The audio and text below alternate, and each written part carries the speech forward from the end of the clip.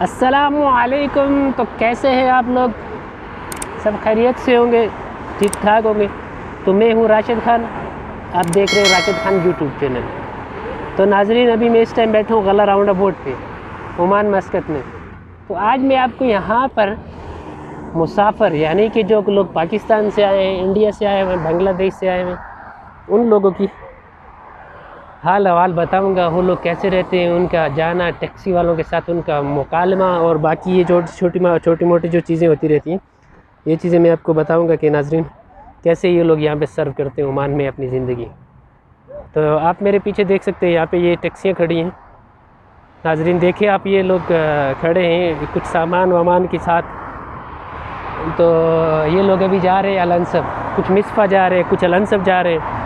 ऐसे करके ये लोग अपने अपने बसेरों पे, जैसे रात को दिन कुछ चिड़ियाँ परिंदे अपने निकलते हैं, खुराक ढूंढते हैं, खाते पीते हैं और कुछ बच्चों के लिए लेके आते हैं, फिर रात को अपने घोंसलों की तरफ लौट पड़ते हैं। तो ये लोग देखिए, ये लोग भी ना ऐसे ही दिन को काम करने निकलते, अपना काम कंप्लीट किया तो अभी अपने रास्तों में निकल जाते। तो नाज़रीन मैं आपको एक और चीज़ दिखाऊंगा। आप मेरे पीछे एक मस्जिद देख सकते हो, वो सामने। अगर मेरा कैमरा इसको फोकस कर सके, करीब ला सके, तो मैं कोशिश करूँगा, लेकिन नहीं हो सकता क्योंकि मैं फ्रंट कैमरा यूज़ कर रहा हूँ। तो नाजरीन, ये ओमान की सबसे बड़ी मस्जिद है, सुल्तान काबूस मस्जिद। तो अभी तो ये बंद है, इंशाल्लाह नेक्स्ट वीडियो में नहीं, तकरीबन 15 सितंबर को मैं आपको इस मस्जिद की हाल हवाल दिखाऊँगा अंदर से जाके पूरी। सही है, क्योंकि ये बहुत खूबसूरत है, बहुत ही खूबसूरत है। डिस्कवरी चैनल पे भी इस मस्जिद के बारे में मैंने बहुत बार देखा है, क्योंकि बहुत बड़ी मस्जिद है, ओमान की सबसे बड़ी मस्जिद है ये सुल्तान काबूस। मरहूम अल्लाह पाक जन्नत नसीब करे, उन्होंने अपने नाम भी बनवाई हुई है। और मेरे पीछे आप देख सकते हैं, ये ब्रिज है, ये गला राउंड अबाउट ब्रिज है। आप अगर इस तरफ देखें तो ये अलनसब वाली रोड आ रही है, अगर आप इस तरफ देखें तो ये गला दाखिल है, और अगर आप इधर देखें वो सामने उस साइड में तो ये बोशर है, बोशर बालाद। तो बाकी हम जब टैक्सी में बैठेंगे तो मैं आपको बताऊंगा टैक्सी के अंदर क्या क्या मुकालमात होते हैं, ड्राइवर के अंदर, क्योंकि ड्राइवर इधर ओमानी होते हैं। तो मैं बताऊंगा आपको कि क्या क्या मुकालमे होते हैं, क्या क्या बातें करते हैं आपस में, कैसी कैसी बातें होती हैं। तो मैं आपको सब कुछ बताऊंगा। अभी ये टैक्सी वाला मुझे रोका कि मैं दूसरी टैक्सी में बैठ रहा था तो मुझे नहीं जाने दिया। तो अभी इसने क्या किया, आप देखें, ये टैक्सी इसकी। तो अभी इसने क्या किया, दूसरे स्टाफ के 3 आदमी इसको मिल गए थे तो उसको बिठा लिया। मुझे बोलता है वेट सबर सबर सबर। तो यहाँ पे भी वही हिसाब किताब है, नफ्स नफ्सी वाला। ये आप देख सकते हैं, इधर ही बैठे हुए। अगर इन्होंने मुझे देख लिया तो शायद गुस्सा भी हो सकते, लेकिन चलो खैर है, मैं कुछ नहीं बोलता। तो नाज़रीन मैं अभी आपको दिखाऊंगा टैक्सी में बैठने के बाद, अगर मुझे कोई टैक्सी मिल गई तो। लाख लोग लेके आएंगे। अब नेब को क्योंकि मौलाना फजल रहमान साहब मतलूब थे, तो नेब का यू टर्न देखें यहाँ पे। नेब ने बोला हमने तो कोई नोटिस ही नहीं भेजा मौलाना फजल रहमान साहब को। कौन से नोटिस की बात हो रही है? क्योंकि मौलाना फजल रहमान साहब ने बोला था, सॉरी मुझे थोड़ी हंसी मुस्कुराहट भी आती है, तो मौलाना फजल रहमान साहब ने बोला था कि भाई मैं 4 लाख लोग नेब के ऑफिस के बाहर लेके आऊँगा। तो क्योंकि मौलाना फजल रहमान साहब के पास ऐसी पावर है, इसमें कोई शक नहीं है, क्योंकि मौलाना फजल रहमान साहब के साथ स्टूडेंट्स हैं मदरसों के, जो कि मौलाना फजल रहमान साहब की बात सुनते हैं। मौलाना फजल रहमान साहब ने जो आल पार्टी कॉन्फ्रेंस के बाद जो एक बात की थी जरदारी साहब से और मरीम नवाज़ साहबा से, शहबाज शरीफ साहब से, कि एक ऐसी पार्टी बना रहे हैं ये लोग इत्तेहाद करके सारी पार्टियाँ। तो मौलाना फजल रहमान साहब कह रही कि मुझे उसका लीडर बनाया जाए, ताकि मेरे पास पावर है, मैं पावर लेके आऊँ। मतलब पावर किसकी? स्टूडेंट्स की, लोगों की जो लेके आऊँ और हुकूमत को फौरी गिरा दूँ।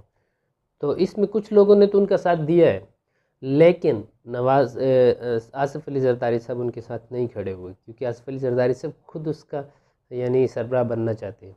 वो बोलते हैं कि पीपल्स पार्टी का कोई भी लीडर है इसका सरबराह, यानी लीडर कौन? बिलावल भुट्टो इसका सरबराह होना चाहिए। तो मौलाना फजल रहमान साहब को नेप में मतलूब थे, तो मौलाना फजल रहमान साहब की बहुत सारी प्रॉपर्टीज़ निकली हैं, जिनके बारे में मैं पिछली वीडियो में शायद बता भी चुका हूँ। उन्होंने बहुत सारी ज़मीन मुशर्रफ के दौर में ख़रीदी थी, जो कि 150 रुपये कोनाल ख़रीदी थी, जिसकी कीमत 150 रुपये कोनाल लिखी गई थी। तो उन्होंने वहाँ पे 300 मुरबा एकड़ ज़मीन खरीदी। उसके बाद अभी चक शहजाद में उनकी हाल ही में 300 मुरबा एकड़ ज़मीन सेल हुई, जिसके बारे में कुछ ख़बरें चल रही हैं। अभी तक तो मुसद्दक़ खबर नहीं है, लेकिन ऐसा बोला जा रहा है। बहुत सारे अखबारात, बहुत सारे प्रिंट मीडिया, बहुत सारे इलेक्ट्रॉनिक मीडिया, सोशल मीडिया की जितने भी ग्रुप्स हैं वहाँ पे ये बातें हो रही हैं। तो इसके बाद हम बात करेंगे आज़रबाईजान आर्मीनिया की। आज़रबाईजान और आर्मीनिया में एलानिया जंग छिड़ गई है, जो कि बंद होने वाली नहीं है। आज सुबह सुबह की जो न्यूज़ है उसमें बताया गया है कि आज़रबाईजान को तुर्की ने खुल के सपोर्ट करनी शुरू की है। तुर्की ने ऐलान कर दिया कि हम आज़रबाईजान के साथ खड़े हैं, हम उसके साथ हर तरह की मदद करेंगे, उसके साथ आर्मी की मदद करेंगे, असला देंगे, उनको जो भी चीज़ चाहिए हम लोग देंगे। आज ये तो 2 दिन पहले की न्यूज़ थी, और आज की जो खबर है, आज की जो ताज़ा खबर है, तो उसमें पाकिस्तान ने भी बोला है वी स्टैंड विद आज़रबाईजान इंशाअल्लाह। तो पाकिस्तान ने भी उसको ऑफ़र कर दिया कि हम आपके साथ हैं। तो अब आज़रबाईजान खुल के अटैक कर रहा है आर्मीनिया पे। कल शाम तक की ये न्यूज़ चल रही थी मुख्तलिफ चैनल्स पे कि आज़रबाईजान ने कल शाम तक 17 आर्मीनिया के फ़ौजी जाँ बहक कर दिए, यानी मर्दार कर दिए, और तकरीबन 100 ज़ख्मी और बहुत सारे कैदी बना लिए गए। तो अगर आप आर्मी के हिसाब से, असलह के हिसाब से और वसाइल के हिसाब से देखें तो आर्मीनिया से आज़रबाईजान 2 गुना नहीं तो 2 गुना से थोड़ा थोड़ा ही कम होगा, लेकिन आगे है पावर में, यानी पावरफुल ज़्यादा है। क्योंकि आर्मीनिया के पास तो जंगी जहाज़ नहीं है, आज़रबाईजान के पास 5 जहाज़ हैं। जैसा कि उसके पास आर्मीनिया को तो नेवी की ज़रूरत नहीं पड़ती, लेकिन आज़रबाईजान के पास नेवी के भी जहाज़ हैं।